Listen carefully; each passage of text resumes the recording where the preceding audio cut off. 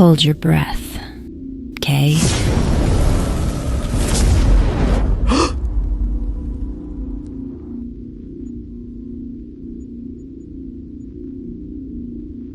The government paid me to chart forgotten service roads through the Appalachian foothills, but my GPS hasn't updated its satellite feed in 6 hours. The digital map on my screen shows a clean gray line cutting through the wilderness. Out the windshield, through the light raindrops, there is no road. Just a gut track, overgrown with sawgrass that scrapes like bones against the undercarriage of my Jeep. I should have turned back at the first creek crossing, but the contract pays triple for confirmed routes. So I drink my coffee and pop sunflower seeds in my mouth. I'm following the line when my tires sink into mud thick as tar. The engine whines, a high-pitched scream, but that's suddenly drowned out by a much lower sound. The metallic thunk, a chain snapping taut behind me. I spin in my seat. A rusted school bus, stripped to its corrugated skeleton, has been dragged across the track behind me. What? How is this even there? I just drove through this spot. I was already pretending I wasn't creeped the fuck out driving down this forgotten piece of road. But seeing that bus, I knew for sure this was wrong in the worst way. Because that meant I wasn't alone out here. And just like that, I knew. Just knew I was being herded here. I was still looking at the bus when the driver's side window explodes inward. A hand, wrapped in filthy rags and wielding a railroad spike, smashes through. I duck, glass peppering my neck. I fumble for the glove box, for the bear spray I never thought I'd need, when I see them emerge from the tree line. Not animals. Men. Their faces are grotesque masks of scar tissue and rage, moving with a feral grace. They don't yell. They don't need to. The silence is worse. One of them hefts a sledgehammer and walks calmly toward my front tire. This isn't a robbery. It's something else. The man with the sledgehammer slowly comes to the driver's side. I want to yell, but I don't. I'm frozen. Every instinct screaming to floor it. But there's nothing ahead but dense forest and the bus looming behind. I'm going nowhere. Then, he smiles so quick it's unsettling. A flash of white in the gloom. And just as fast he hefts his sledgehammer and swings towards the already shattered window. I throw up my arms, screaming, bracing for the pain. Nothing. Silence. I slowly open my eyes. No one. Not a single figure in the trees. The men. Gone. Then the GPS chirps. A new line appears, leading forward. I look up. There it is. A clear path through the wilderness. I glance behind me. The bus? Gone. Adrenaline slams through me. I throw the Jeep into reverse, smashing the gas, tires clawing at the mud. With a violent jerk, I spin the wheel, flip it into drive, and surge forward. I don't look back. I won't. I can't.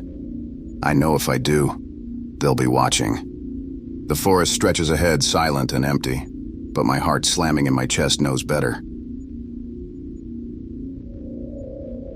The limo driver swore he knew a shortcut back to the highway after the winery tour. Sarah was passed out in the corner, still clutching her plastic tiara that read, "Bride-to-be." That was 2 hours ago. Now we're parked sideways on a dirt road, the driver's door hanging open, his phone shattered on the gravel. The headlights illuminate a crooked farmhouse, its windows glowing with a dull orange light. A man steps onto the porch. He's wearing a moth-eaten, ill-fitting suit, his hair slicked back with something that looks like grease. He's holding a Polaroid camera. The flash blinds me. When my vision clears, he's smiling, holding the developing picture. It's me, my face a mask of confusion and fear. He points at the photo, then at me, and makes a running motion with his fingers. He points to his eyes, then sweeps his hand across the dark field behind him. Suddenly I'm out of the limo, standing on gravel. I don't even remember moving. He points to a box at my feet. Inside are 6 more cheap suits just like his. My friends are stirring, groggy from spiked champagne. The man on the porch raises a hunting rifle and fires a single shot into the air. The message is clear. The game is hide and seek. And that rifle says we have to run in the field. We scramble into the suits, fumbling with the zippers and sleeves, the smell of mothballs and mildew choking us. The man steps off the porch, rifle slung casually, eyes scanning the field. The corn, or whatever grows here, is waist high, a perfect little maze. Run, I whisper and don't know why. We dart into the darkness. Shadows twist around us, and every crunch of gravel or snap of a twig makes my heart leap. From the farmhouse, a Polaroid flash blinds me again. When my eyes adjust, I see one of my friends frozen, her mouth open in a scream that never makes it out of her. A flash. I see my friends in the back of the limo, bleeding. Splashes of red streak the windows and ceiling lights. The man in the suit is taking pictures. The camera moves, and I see the pinpricks of light in his eyes. I don't want to look. I turn away, and the farmhouse is there. A banner's hanging from the porch. Says, "Bachelor Party," in big orange letters. I turn and run harder. A flash. Something brushes my arm. I glance down. My hand is gripping a Polaroid, just developing, showing me, running, terrified. The rifle cracks again, closer this time. A flash. I stumble forward, and the field is changed. Paths where I ran vanish, replaced by rows of suits, hanging like scarecrows, faces turned down, toward me, some moving slightly. Groomsmen. I hear laughter, low, hateful. My friends are shouting, somewhere behind me, but the sound is distant, underwater. I burst through the rows of suits. I'm on the porch. My eyes scan across the field when movement to my right catches my eye. I watch as a groomsman drags the limo driver into the field. The others remove our broken bodies from the limo. And they're laughing. I scream silence. No sound comes. I hear a noise to my right. A shift of floorboards. The groom slings his rifle onto his back and puts the camera to his face. I turn. A Polaroid flash goes off again. Now we're parked sideways on a dirt road, the driver's door hanging open, his phone shattered on the gravel. The headlights illuminate a crooked farmhouse. Its windows are glowing with a dull orange light. The shipping manifest said, Rural Route 7, Lot 18, deliver after dusk. The client paid a premium for discreet after-hours delivery. The money was too good for a guy drowning in diesel debt to question. Now, backed into a dead-end clearing, I'm staring at the cargo I was hired to haul. 20 sealed drums labeled with a biohazard symbol. I furrow my brow, looking at the manifest, but it doesn't tell me anything more to explain what's inside. My CB radio crackles to life, but it's not a voice. It's static, white snow. Doesn't surprise me. There are dead spots all over the backcountry. I almost get used to the sound when it cuts out. The woods around me are dead silent. No crickets, no owls, nothing. Nope. I don't like the feeling I'm getting, and I'm not standing out in the dark. I shut the doors and scramble into the driver's seat, jamming the key into the ignition. The engine grinds but won't turn over. I do it again, and again. Fuck, it won't turn. In the red glow of my brake lights, I see them. Figures emerging from the tree line, drawn to the trailer like moths to a flame. They aren't here for me. They're here for the delivery. All but a woman stay back. She's gaunt with hollow eyes, and she stops right in front of the truck. All but a woman stay back. She's gaunt with hollow eyes, and she stops right in front of the truck. I immediately think someone, somewhere, is forcing her to do something she doesn't want to do. She reaches out an emaciated hand and points to the truck and says, "Delivery." So low I would have missed it if the night wasn't so silent. I nod my head, looking back at the figures in the tree line. I palm my expandable strike stick, because you never know, and open the door. As we walk to the back, I barely hear her footsteps on the gravel. I start to open the doors. Before I even have them halfway, she suddenly pushes through and peels back the lid of a drum. She dips her hand inside and brings something dark and wet to her lips. Then she smiles at me. I take a step away when she shoves her entire arm in the vat, pulling out chunks of, I don't know what. Dark syrup threading down her arm and chin as she shoves whatever the hell it is in her mouth. I take another step back. Then I hear it. Footsteps. Running. The figures are coming. I bolt. But not before I see her take the entire drum from the truck. I jump in the driver's seat and pound the starter, rocking the cab, and this time it catches. An ugly, coughing roar. I throw the truck into drive.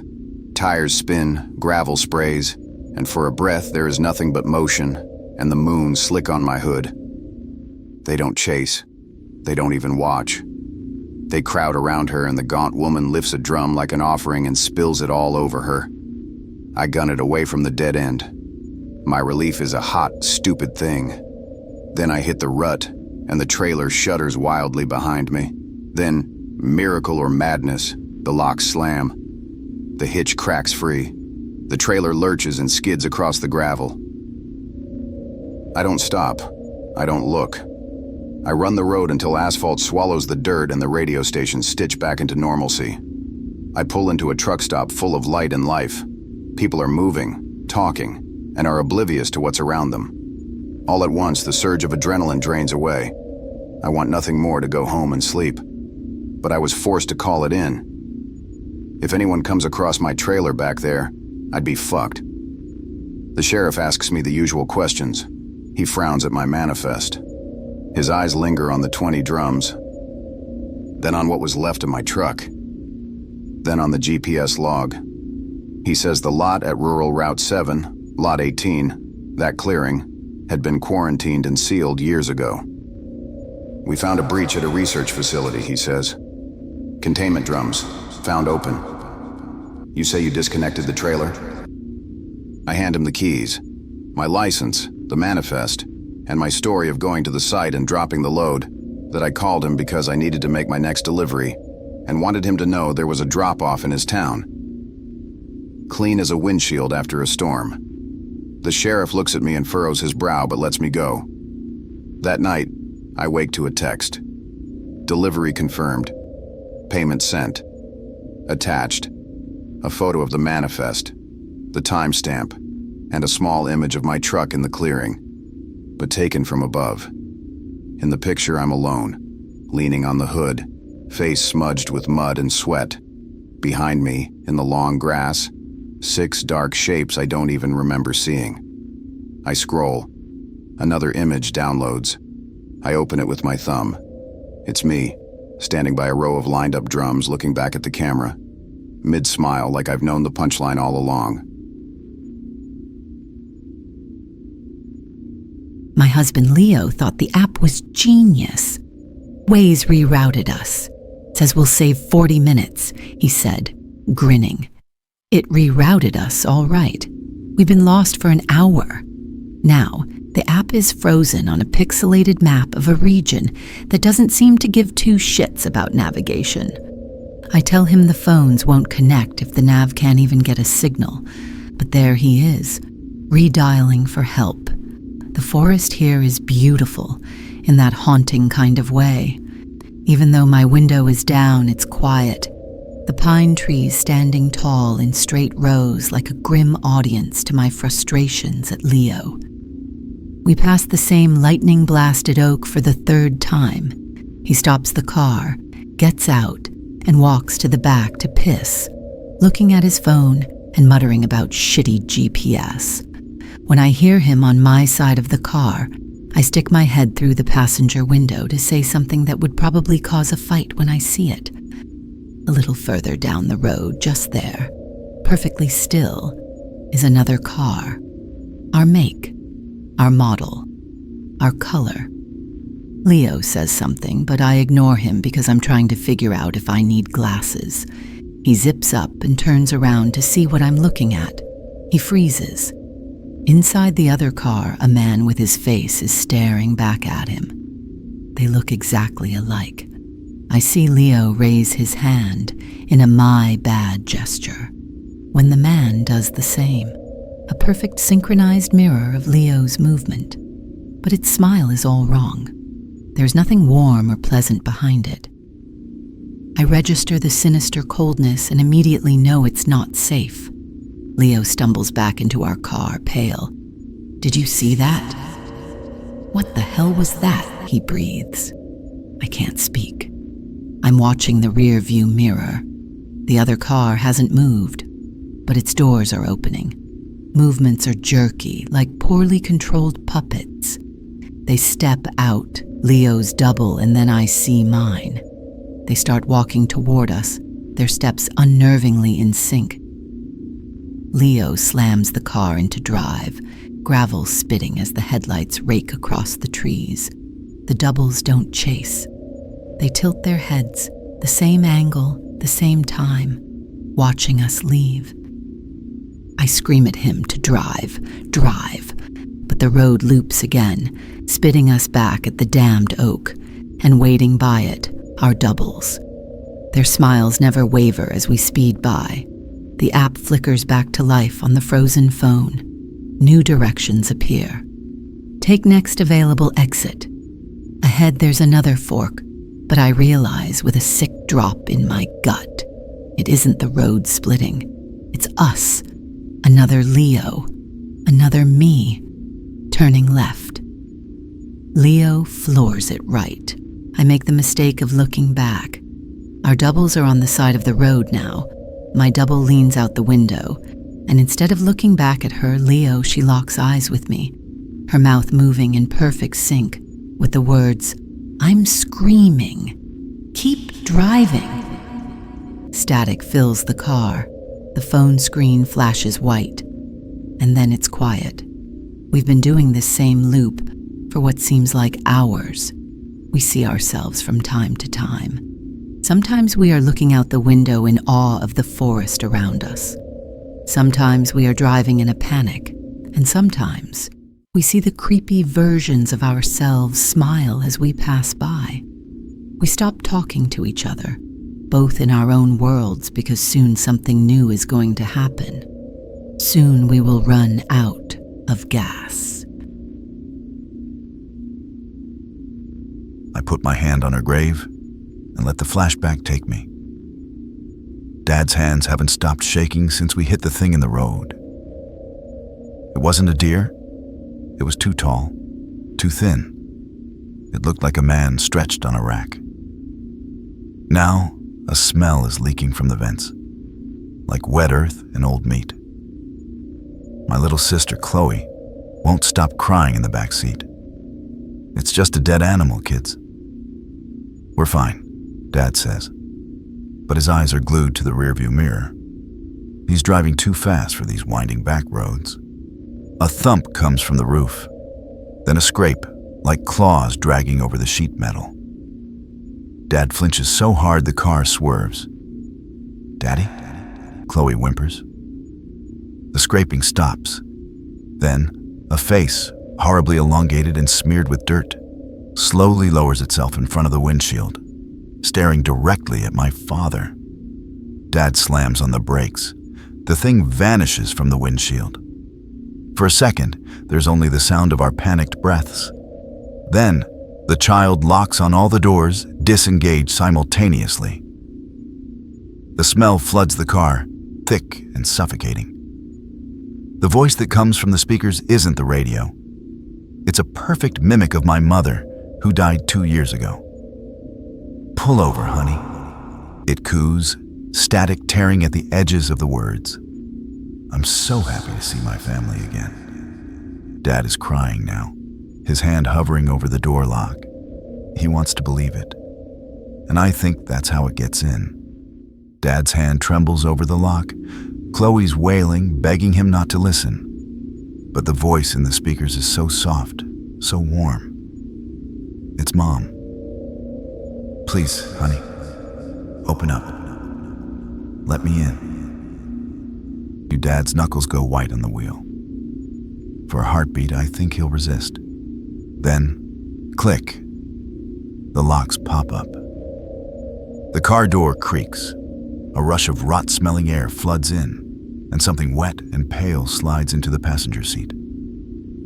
It looks like Mom, but stretched somehow. And more importantly, this thing does not feel like Mom. Dad breaks. He buries his face in its shoulder, sobbing. Chloe screams in the back. I can't move. The thing strokes Dad's hair with long, soil-caked fingers, eyes locking on mine. Then, in my mother's voice, perfectly calm, it says, "Your turn." The headlights flicker. I see her mouth stretch impossibly wide. And before she could bite down on my dad's head, the world goes dark. When I come to, I'm in the hospital. A passerby says they saw our wrecked car. My father's head was crushed and Chloe was missing. That was 15 years ago today. Now I'm back, same winding back roads, same day, same time as before. I'm on the shoulder of the road, and I just switched off my car when I see her. Chloe, she's gotten a little taller since last year. I reach behind me and pull the blanket off of the bound man. His eyes are wild. I step out of the car and light a cigarette. I see about a dozen or so pairs of eyes from beyond the trees, pinpricks of light reflecting back at me. I don't need to look to know Chloe is close. I hear the door open and the man scream around his gag. But I'm not worried. She knows better than to eat her happy meal in the car. The rule is simple. Never get in a car with more than one person. The Mustang that pulled over had just one guy in the driver's seat. He seemed normal, tired. I slid into the passenger seat, my backpack on my lap like a shield. We made some small talk. He was traveling for business, and I was seeing the world. We had a lull in conversation, and that's when I heard the breathing. Shallow, wet breaths from the back seat. I turned. A woman was curled on the floor, a dirty gag in her mouth, her eyes wide with pure terror. I always make sure to look through the windows. The back was empty, I was sure of it. But there she was, panic written all over her face. My heart slammed against my ribcage, and I jolted in my seat. The driver, Sam, swerved a bit as if I scared him. He took a quick look in the back seat and then at me. "Are you okay?" he asked, a tinge of worry in his voice. I looked at him, then again at the floor. She was gone. I tried to play it cool, my voice shaking. "Yeah, I'm fine." Sam smiles faintly, eyes flicking to the mirror. "Good. Most people panic when they see her the first time. Ice floods my veins." "Her?" I whisper. He nods toward the rear view. I force myself to look. The woman is sitting upright in the middle seat now, gag gone, her mouth stretched in a wide, wet grin. Sam casually rolls down his window, flicking ash into the dark. He exhales slow, like nothing's wrong. My pulse hammers. I blink, and when I glance back again, the seat is empty. I slam against the passenger door, panic burning my throat. "Yeah," Sam says lightly, eyes on the road. "She comes and goes. Can't seem to get rid of her." He chuckles, low and humorless. "I mean, I did once, but she came back and got me." He taps his neck with 2 fingers. For the first time I see it, his shirt is soaked through, blood slick and black, spilling from a deep gash across his throat. I scream. He throws his head back and mock screams with me, his laugh cracking. I claw for the handle, but the door won't budge. The locks slam down with a heavy click. The car barrels faster. I grab my pack, metal containers clattering, and hurl it against the window with everything I've got. The glass bursts, wind roars in, slicing my face. No choice. I fling myself out. Pain tears me apart. Arms, ribs, side shredded as I slam into the asphalt. I tumble, skin peeling, lungs burning. When I finally stop, I look up just in time to see the Mustang's taillights glowing red in the distance. They don't slow. They don't even swerve. I lie there, gasping, bleeding, watching until the lights fade to nothing. I don't hitchhike anymore. My older brother's will left me the Starlight Motel. I had to travel for hours to get here, and when I do, I almost turn back. A crumbling relic off a dead highway. The lawyers said it was a fresh start. It was a mess, but I cleaned it up the best I could and wondered for the millionth time if my brother really was dead. He had been missing for years, but was recently officially declared dead. The first guest, a trucker, paid cash for room 13. That was 3 days ago. His rig is still here, but his room is empty. Spotless. The ledger says he checked out. I know he didn't. I've been too scared to go in there since I heard the wet, dragging sounds from behind the door last night. A family just pulled in for a room. A minivan with out-of-state plates, looking lost and tired. The no vacancy sign is burned out. I should turn them away. I have to turn them away. But the motel's old landline just rang. No one was on the line, but through the static I hear what sounded like a low gurgling. It only said one word. Shh, me. I'm handing them the key to room 13. I'm smiling, telling them it's our quietest unit. The father thanks me. His kid's already scrambling for the pool. I give them the key. My hands shake so hard, I drop theirs into their palms. They don't even notice. They just wave and head for the pool. I shut the office door behind me, my hands shaking. I'm not doing this for the money.